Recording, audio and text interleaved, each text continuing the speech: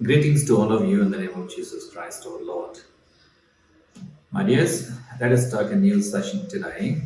It is a very interesting session titled as Addictions. Addiction is a very important thing to be discussed in the present day situations.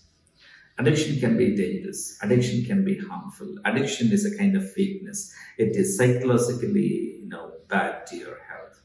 So addiction can be physical, addiction can be psychological, addiction can be economical issues, addiction can be earning money, addiction can be your social issues, addiction can be emotional imbalance, addiction can be anything. And so addiction is a kind of psychological problem. And sometimes we can find solution to this problem and sometimes we cannot. And addiction is good to some extent. For example, addiction to reading newspaper is a good thing to know something what is happening around you in the world. Addiction to reading Bible is not at all a bad addiction. It is a good addiction. Addiction to pray to God is not a bad addiction. It is a good addiction. And so you can define addiction to be bad and good as well. And so addiction is psychologically harmful.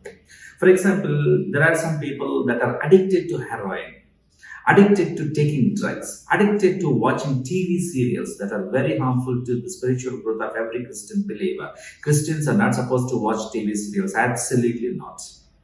And so some people are addicted to alcohol, some people to smoking, some people to lying, some people to smartphone usage, and some people are addicted to keep killing people around. And so they are so-called psychos. And there are some people who are addicted to make money, addicted to earning money. And so they leave their family in one country, move to the other country. They keep coming once in a while and they focus their complete life and concentration on earning money. And some people, mostly teenagers, even some of the adults are addicted to watch the pornography today. These are the addictions going on. Smartphone kills you. Smartphone can kill your time. Smartphone can kill your smartness. Smartphones are not really smart. If smartphones are really smart, they should give you an alert, an alarm kind of thing before they blast. So smartphone is really not smart, not at all smart. I don't believe that it is smart enough. And so most of the smartphones are operated by the demonic agents. Most of the smartphones are operated by demons, absolutely by demons. Trust me, they are operated by demons. It may be you and me that's operating, but it is an enticer that is within us that makes us get attracted towards the smartphone usage. For example, some people go into the Google search.com to find something, but something else flashes on the corner of the web page, and you are dragged into something else to look at and watch it. And mostly teenagers are the basic target for the Satan, so that they can be distracted. They can be taken away from the way of God. You leaving God is not an issue, but God leaving your hand is the worst thing ever. And so don't ever do that. Smartphone is a trap, my dears. Smartphone traps you. It's the worst trap ever. And you can never come out of that particular dangerous trap. And so beware of the smartphones. Limitize your usage of smartphone. There are some people can't live without smartphone. Every single day, probably every single hour, they want to upload, they want to update their status on the WhatsApp. Why that? So crazy. It means you have no other time. And when people take some Bible and when people open up the Bible to go through the scriptures, they fall asleep within a few minutes. But when they take the smartphone, they don't fall asleep. Indeed, they can't sleep and they don't sleep the whole night.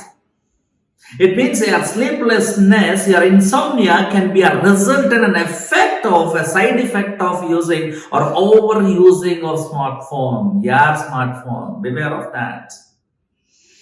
And so smartphone kills your smartness. Smartphone is trapping teenagers today. Smartphone is, is trapping the married people today. And most of the married couples are now, getting deviated, they're getting distracted, they are getting divorced only because of smartphones.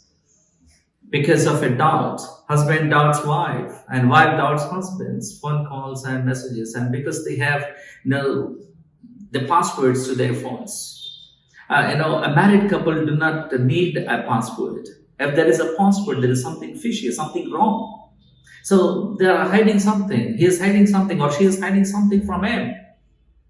And so, smartphone is full of junk, my dears. It's full of junk, really. 80% is useless information, only 20% that is useful. And people don't focus on what is useful. People focus on what is useless. Because we are attracted to useless things today. For example, cakes are sold out in a bakery, and people buy this piece of cake for someone's birthday. And today's fashion in the world is not to taste the cake, not to eat up the cake, but to spoil the cake and to rub the cake on the faces and to throw the cake on people and to make ourselves absolutely worst in look. So the damaged look. You spoiled your food, you spoiled your face, you spoiled everything, and now the spoiled thing is the spoiled nature's result in your behavior. It means Satan, who spoiled himself and spoiled many other good angels, turned those good angels into bad angels, and now they are working as his assistants, and now these people are trying to becoming another special assistants of demon by keeping themselves absolutely in a wrong track of life. It means the basic job of Satan is to deviate every single teenager. Teenagers are the basic targets for Satan. And Satan hates the wedding, Christian wedding, because, Christians, not every Christian can be a Christian. Some Christians are believers and most of the Christians are not. Most of the Christians are only namesake Christians, just by namesake, just by name they are. But just by attending the church only on Sundays, just for an hour, they are Christians. It means they just show up, they are Christians, but they are not inside mentally and spiritually. And if they are, it is not to God. And so let us not judge a book by its cover. Let us not judge any Christian by the faith that you look at him. And so the actions of a believer cannot take him to the kingdom of heaven. And so that's very important. And next one is that smartphone kills your time. Smartphone cannot replace happiness. Smartphone cannot make you happy. Smartphone cannot give you money. Smartphone cannot solve your problems. Smartphone can give you answers maybe in the google.com, and so that's where you find answers to some of the questions. But for example, I had a dream and I I saw a beautiful girl in my dream, and now I cannot type the question, who was the girl that I've seen and last night in my dream, and Google cannot answer it. There are thousands of questions that Google still cannot answer and can never answer. That's the reason you must believe in Jesus. You must believe in Jesus because Google does not have answers to all your questions today. That's important for you to understand. And so, smartphone cannot give you happiness. Smartphone cannot replace happiness. Smartphone cannot replace your wife, your husband, your children. Smartphone can do nothing but a little. And that little has become extremely much today in the view of people, in the sight of people. That's something wrong. And so digital Bible in a smartphone cannot be used in worship. That's another problem that must be raised today. And so some teenagers, even some educated people, they think they're educated. What the hell is of education, man? Education is nothing. Education is nothing inside of God. Your faith is more important, not your education. Your obedience is more important, not your certification. Your commitment to Lord is more important, not your earnings and money and that bloody offering you want to give to God. God is not a beggar. God doesn't look at your pocket. God doesn't need your tithe. He looks at your heart. He needs your faith. And that's where you are built on the foundation of Jesus so that He can grow stronger.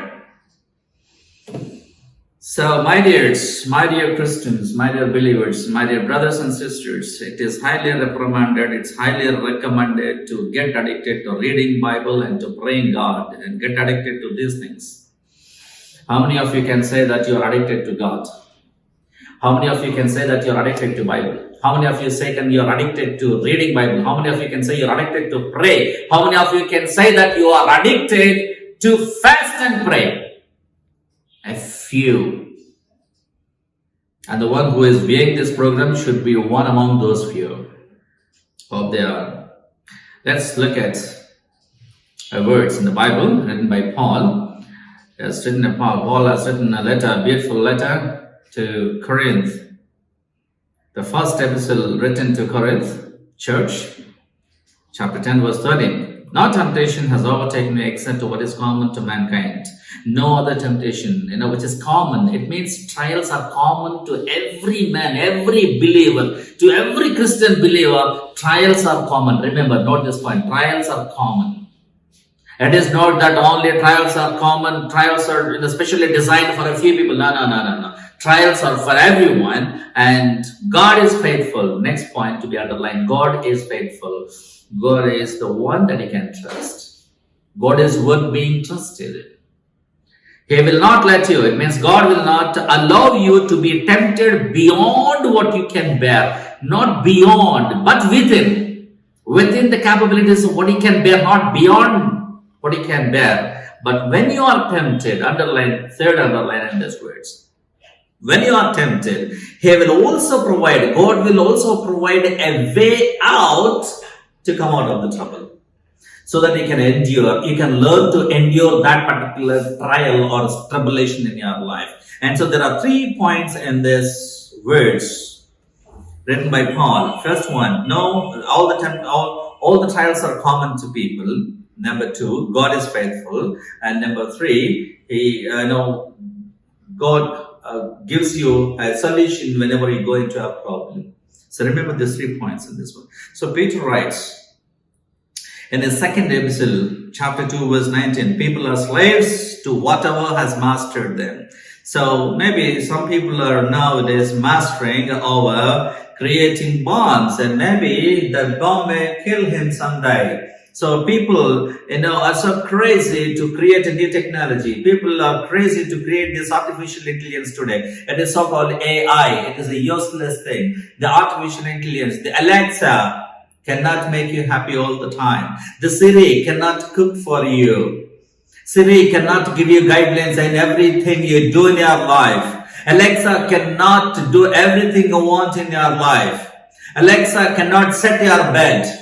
Alexa can only turn the fan, can turn off the TV, can turn on the light. That's all an Alexa can do. Alexa cannot water the plants.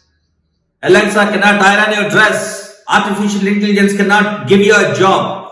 Maybe there are jobs in the field of artificial intelligence, but artificial intelligence cannot do your job. But you can do a job of that. But your job cannot be done by AI. Then what is the use of this useless technology, so-called artificial intelligence? Artificial intelligence is a result of technology that is addicted by the scientists today. It's absolutely dangerous to people, to humankind today. Thousands of people are losing jobs because of new technologies. Thousands of people are losing jobs. So let us look at another book of James, chapter 1, verse 12 through 15. Very, very important lines that you see in here. James, the book of James. This James is actually a brother of Jesus Christ. Blessed is the one who perseveres under trial. Okay, first underline. You must be happy whenever you have a problem. That is the meaning of this line. You must be happy when you have a problem. Usually in our human tendency, people never expect a problem. People always want a life without problems. People always want a life with maximum satisfaction. People want comfort in life. People want convenience in life. So people love to live a convenient life, a comfortable life, without any problems, without any trials, without any difficulties in life, without any insults, but honor. And now, blessed is the one. You must be happy when you have a problem. First point. Because having stood the test, take the exam, pass the exam, prove yourself and get the job. There is a test in your exam, just for the piece of paper, so-called certificate, which doesn't prove your skill and talent in real time. So having stood the test, that person, it can be you, it can be me, it can be anybody, will receive the crown of life. Next underline, crown of life. You will have crown of life whenever you have a problem in your life. That is a test of faith. God tests you. So Job was to be tested. And so Satan directly goes away to have a conversation with God in his house and then gets a permission to disturb the life of Job, whose life was going very smoothly. And now the Satan comes and then disturbs everything, destroys everything, kills his children, gives him all the sickness, the worst sickness that he could not bear indeed. So his wife gives him a useless piece of advice, to abuse God and to die. And that's a type of blasphemy. But he did not do that. He did not want to fail in the test of faith. He was successful in passing the test of faith. The test of faith that was not designed by God, but that was reprimanded and designed and implemented by Satan. And so Satan gives you too many problems in life. Whenever a problem comes into your life, it is the time to pray. If there is a problem, you should pray. If there is a health problem, you should go to a doctor. If there is a travel that you are supposed to go to, you should go to a bus station or an airport or a ship, maybe a harbor, maybe a railway station, maybe onto a main road at least to find some auto for yourself, a cab for yourself. And so there is a solution to every problem in this world. The one who makes a lock also makes the key. The teacher who prepares the question paper also prepares the key for the question paper. And the God who gives you a problem also gives you a solution.